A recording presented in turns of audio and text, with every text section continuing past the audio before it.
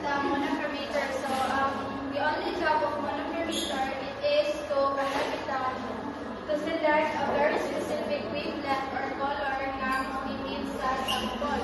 So, na-try duha, the excitation monochromatometer and the excitation monochromatometer or before the sample, kung light na ni-hit sa sample, mo to siya si excitation monochromatometer and the emission is after the sample.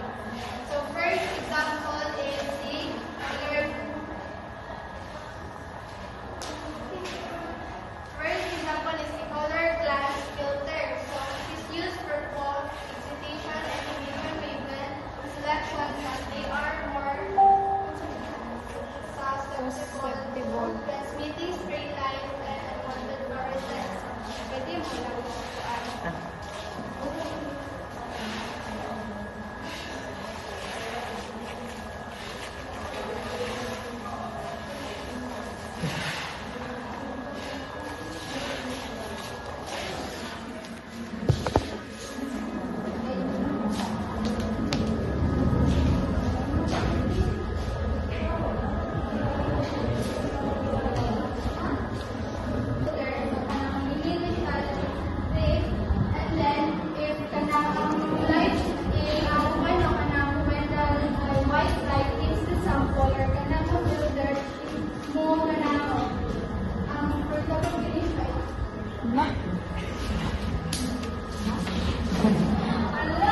Ang raya.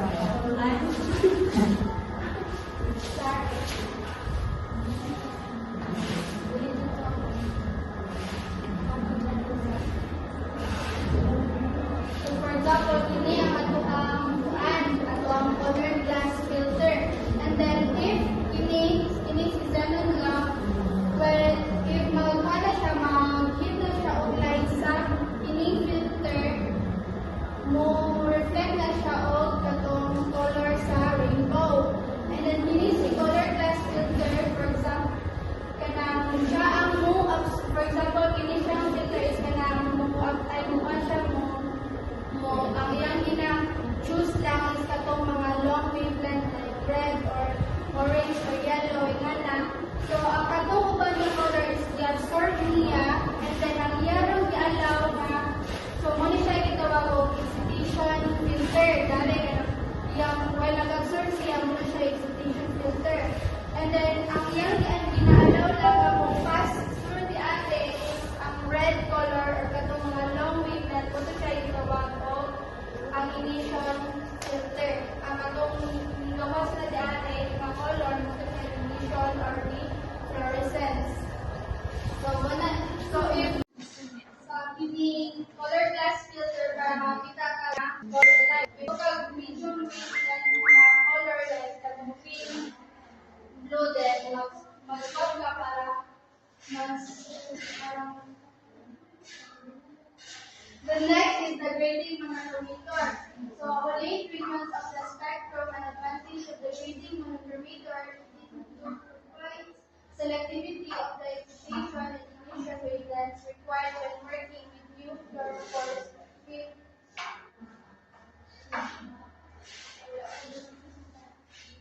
So, ang example na ng grading monochromatometer is kailangan na dalan o ng system. So, diba, ang prism is ma-hit siya o light, so na-reflect nga color sa rainbow. So, as well as ng DVD, ang likod sa DVD, diba?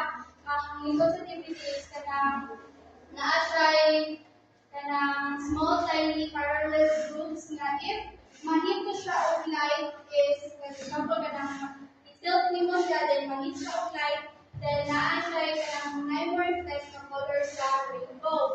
So, muna siya ginagamit sa grading monochromatometer na dili siya hassle to gamitin sa scientists because kanang mag-measure ka og light during excitation, i-absorb niya ang color i-absorb niya ang color na iyang na-receive sa source, then ang katong emit or the fluorescence ng gawas is katulad ginaalam niya ang color, and then mas dali siya because if gusto ka nga mas gusto ka nga measure o lain yung color is kanang dili na ka kailangan mag-swap ay magbalipan swap o lain na filter is kanang ano siya o kanang imuha tuyokon ang katuyong sample para mapaano kanang mo init siya o lain nga color muna si creating monitor. The next is the sample filter. So it is the a coven is made up of quartz or glass and it could be square or cylinder in shape. So the sample filter it is a small box or tube made of glass where you dili mo ibutang ang katong liquid sample nga imong i-measure then. Next is the detector. This is the eye of the machine. So siya ang nag-catch sa light nga gihatag sa sa kay katong i-emit sa imong sample. Muna si detector siya ang mag-catch ato nga light nga i-emit sa imong sample. And then next is the readout device. So the readout device is the screen or computer that shows you the final numbers of the graph. Then last, another example for the eye. Another example for the eye sa katong color glass filter is kanang ato ang kini kato bitaw na uban nga para example sa glass narration no nga if kuan siya divide natin sa sulod is kanang clear ang glass pero if kanang bitaw ini makagawas ka or maka-hit siya sa init muna ang init nga iyang nakuha sa sun is gi-absorb niya ate and then once nga mo change siya og color muna na siya si fluorescent or muna na ang gitawag na emission or ang light ay ang color nga gi-emit sa atong sample or sa atong glass. So application, so for some ang meaning point of fluorescence is ginagamit siya sa medication, especially when it was the first medicine nga na-discover. So ang fluorescence ginagamit siya sa medication by bitaw para makabalo sila na if kining product is tinuod or kining product is kanang expired na pa or kanang strong kaayo ang iyang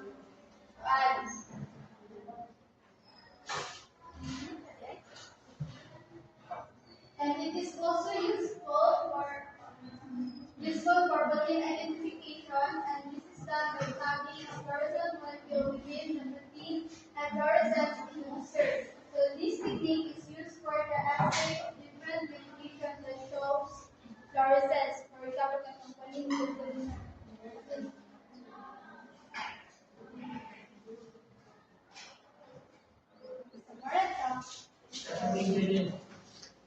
napaday ko i-share ng video.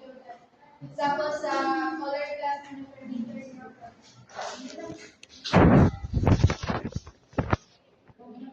They let some wavelengths or colors of light pass through and not others.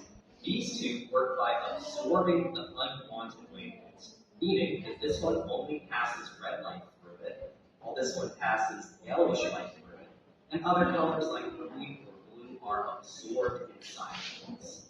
But if you're using high-powered light like a laser, absorbing them could build up heat and damage these optics or the system that you're using.